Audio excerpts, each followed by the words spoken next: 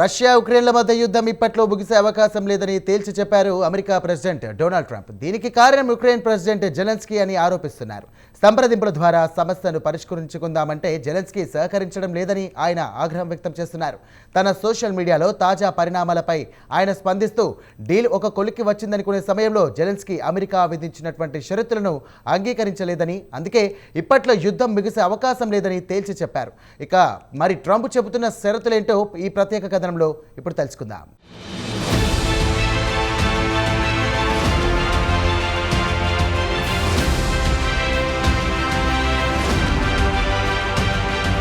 Russia ఉక్రెయిన్ల మధ్య యుద్ధం ఇప్పట్లో ముగిసే అవకాశాలు కనిపించడం లేదు. యుద్ధం మొదలై 3 నుంచి 4వ సంవత్సరంలోకి అడుగుపెట్టినా ఇటు పుతిన్ కానీ అటు జెలెన్స్కీని కానీ ఎవరూ ఒక్క అడుగు వెనక్కి వేయడానికి అంగీకరించడం లేదు. తాజాగా అమెరికా ప్రెసిడెంట్ తన సోషల్ మీడియాలో ఇప్పట్లో యుద్ధం ముగిసే అవకాశాలు లేవని తేల్చి చెప్పారు. దీనికి ఆయన చెబుతున్న కారణం ఇరు పక్షాల మధ్య మధ్యవర్తిత్వం కోసం తాము చేస్తున్న ప్రయత్నాలు సఫలం కావడం లేదు. దీనికి ప్రధాన కారణం ఉక్రెయిన్ ప్రెసిడెంట్ జెలెన్స్కీ అని మండిపడుతున్నారు. ఇక జెలెన్స్కీ వాదన ఏమిటంటే 2014లో ఉక్రెయిన్లోని క్రిమియాను రష్యా బలవంతంగా కలుపుకుంది. క్రిమియాను ఎట్టి పరిస్థితుల్లో వదులుకోమని తెగేసి చెబుతున్నాడు. అది కాకుండా ఇరు పక్షాల మధ్య మధ్యవర్తిత్వం సందర్భంగా అమెరికా కొన్ని షరతులను విధించింది. వాటిని అంగీకరించడానికి జెలెన్స్కీ తిరస్కరించాడని ట్రంప్ అంటున్నారు. దీంతో తాము చేయగలిగింది కూడా ఏమీ లేదు, యుద్ధం మరి కొన్ని రోజుల పాటు కొనసాగుతుందన్నారు.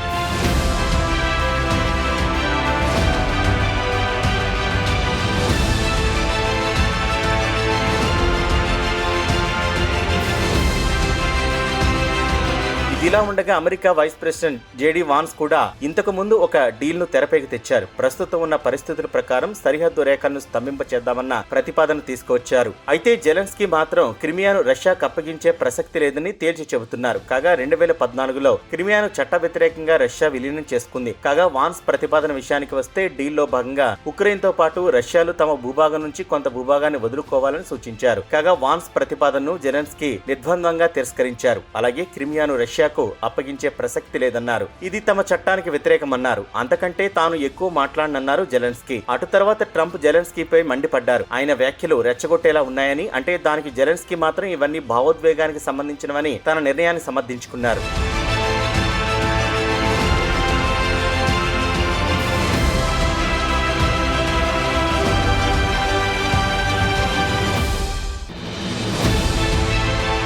క్రిమియాను రష్యా చట్ట వ్యతిరేకంగా ఆక్రమించుకుంది. రాజకీయంగా చూసినా ఆయన ఈ ప్రతిపాదనను అంగీకరించడానికి వీల్లేదు. యుద్ధం తర్వాత అంతర్జాతీయ కోర్టులో ఈ కేసులు వాదనకు వస్తాయి. అయితే అంతర్జాతీయ చట్టం ప్రకారం ఒక దేశం సరిహద్దులను బలవంతంగా మార్చడానికి వీల్లేదని అంతర్జాతీయ చట్టాలు చెబుతున్నాయి. కాగా జెలెన్స్కీ 2018 నాటి ఒక లేఖను ప్రస్తుతం వెలుగులోకి తెచ్చారు. అప్పటి America secretary of state Mike Pompeo Russia చర్యను ఖండించారు. క్రిమియాను రష్యా ఆక్రమించడం చట్ట ప్రకారం చెల్లదని ఆయన తేల్చి చెప్పారు. అప్పుడే అమెరికా రష్యా నిర్ణయాన్ని తప్పుపట్టిందని జెలెన్స్కీ ట్రంప్ గుర్తు చేశారు. తాజాగా జెలెన్స్కీ కామెంట్లతో ఇరు దేశాల మధ్య, అంటే అమెరికా ఉక్రెయిన్ మధ్య సంబంధాలు మరింత జటిలమయ్యే పరిస్థితి కనిపిస్తుంది. ఈ ఏడాది ఫిబ్రవరిలో వైట్ హౌస్ లో ఓ మీటింగ్ లో జెలెన్స్కీ, ట్రంప్, వాన్స్ల మధ్య వాగ్వాదం యావత్ ప్రపంచం లైవ్ లో చూసిన విషయం తెలిసిందే.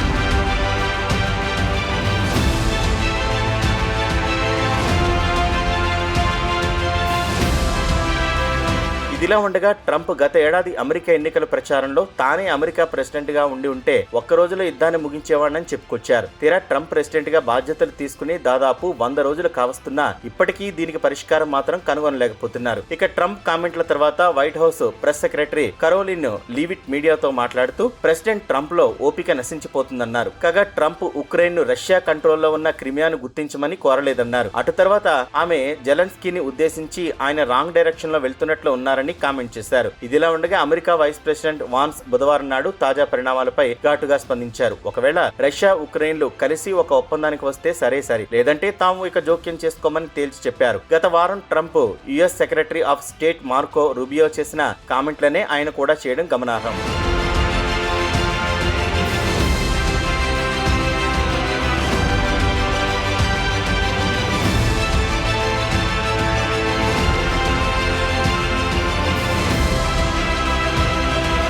ఇదిలా ఉండగా అమెరికా అధికారులు లండన్లో జరగాల్సిన మీటింగ్లో పాల్గొనలేదు. కాగా లండన్లో రష్యా ఉక్రెయిన్ల కాల్పుల విరమణ ఒప్పందం గురించి బ్రిటన్, ఫ్రాన్స్, జర్మనీ, ఉక్రెయిన్తో పాటు అమెరికా కూడా ఈ వారంలో పాల్గొనాలని నిర్ణయించారు. తీరా రుబియోతో పాటు ట్రంప్ ప్రత్యేక ప్రతినిధి స్టీవ్ విటకాకాఫ్లు తాము చర్చలకు రాలేమని తేల్చి చెప్పారు. బదులుగా ఉక్రెయిన్లో ట్రంప్ ప్రతినిధి జనరల్ కెయిత్ కెల్లాగ్ లండన్లో జరిగే చర్చల్లో పాల్గొంటారని చెప్పారు. కాగా విట్కాఫ్ రష్యా వెళ్లి పుతిన్తో భేటీ కానున్నారు. కాగా ఆయన పుతిన్ను కలవడం ఇది 4వసారి. అయితే బ్రిటిష్ రాయబారులు మాత్రం లండన్ చర్చల నుంచి రుబియో, విట్కాఫ్లు ఎందుకు తప్పుకున్నారో తమకు తెలియదని చెబుతున్నారు.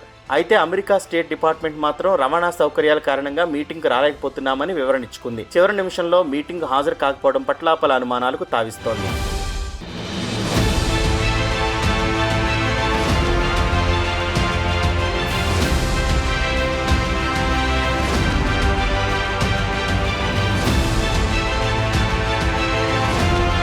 అయితే ఉక్రెయిన్కి చెందిన ఇండస్ట్రీ మినిస్టర్ యూరీ సాక్ మాత్రం లండన్ చర్చలో తాము పాల్గొంటామని చెప్పారు.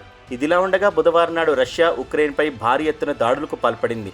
ఆదివారం నాడు ఈస్టర్ సందర్భంగా కొంత రిలీఫ్ ఇచ్చినా వెంటనే వైమానిక దాడులు మొదలుపెట్టింది. రష్యా డ్రోన్ దాడిలో తూర్పు ఉక్రెయిన్లో మార్హానెట్స్ అనే నగరంలో బస్సులో ప్రయాణిస్తున్న కార్మికులపై పడి 9 మంది కార్మికులు మృతి చెందగా డజన్ల కొద్దీ కార్మికులు గాయపడ్డారు. కాగా పుతిన్ ఆదివారం నాడు ఈస్టర్ సన్ సందర్భంగా 24 గంటల పాటు స్వచ్ఛందంగా కాల్పుల విరమణకు ఆదేశించారని చెబుతున్నారు. కాగా బ్రిటన్ డిఫెన్స్ సెక్రటరీ మాత్రం తమ ఇంటెలిజెన్స్ వర్గాల సమాచారం ప్రకారం అలాంటిదేమీ లేదని, ఆదివారం నాడు కూడా రష్యా విచక్షణారహితంగా దాడులు చేసిందని తేల్చి చెప్పారు.